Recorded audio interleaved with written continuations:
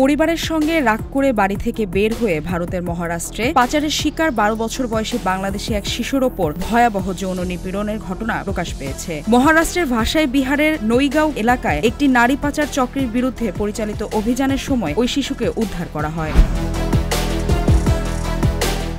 ভারতীয় সংবাদ মাধ্যম টাইমস অফ ইন্ডিয়ার প্রতিবেদনে বলা হয়েছে, ভারতের মুম্বাই সংলগ্ন ভাসাইয়ের নইগাঁও এলাকায় মানব পাচার চক্রের দেহ ব্যবসার আস্তানায় ৩ মাসে ২০০ জনের বেশি পুরুষের যৌন নির্যাতনের শিকার হয়েছে ১২ বছরের বাংলাদেশি শিশু। বেসরকারি সংস্থা এক্সোডাস রোড ইন্ডিয়া ফাউন্ডেশন এবং হারমোনি ফাউন্ডেশনের সহায়তায় মহারাষ্ট্রের মীরা ভায়ান্দার ভাসাই ভিরা পুলিশের মানব পাচার বিরোধী ইউনিট গত ২৬ জুলাই বাংলাদেশি ওই শিশুকে উদ্ধার করে। এই ঘটনায় এখন পর্যন্ত ১০ জনকে গ্রেফতার করা হয়েছে।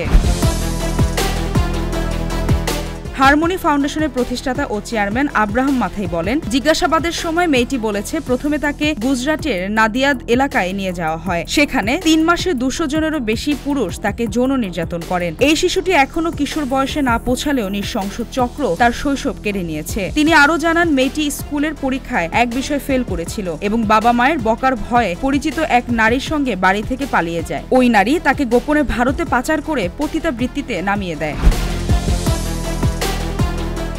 এমবিভিভির পুলিশ কমিশনার নিকেত কৌশিক বলেন, পুলিশ পুরো নেটওয়ার্ক ভেঙে দিতে ও ঝুঁকিপূর্ণ কিশোর কিশোরীদের জন্য নিরাপদ পরিবেশ নিশ্চিত করতে সর্বশক্তি প্রয়োগ করছে। মাথাই বলেন, এটি কোনো বিচ্ছিন্ন দুঃখজনক ঘটনা নয়। প্রতিটি উদ্ধার অভিযানের পেছনে থাকে এমন এক শিশু যার কথা শোনা হয় না। শিশুটিকে যাদের রক্ষা করার কথা, প্রথমে সেই অভিভাবকরা সেটি করতে ব্যর্থ হয়েছেন। পরে সেই সমাজও ব্যর্থ হয়েছে যারা কেবল তখনই প্রতিক্রিয়া দেখায় যখন অনেক দেরি হয়ে যায়।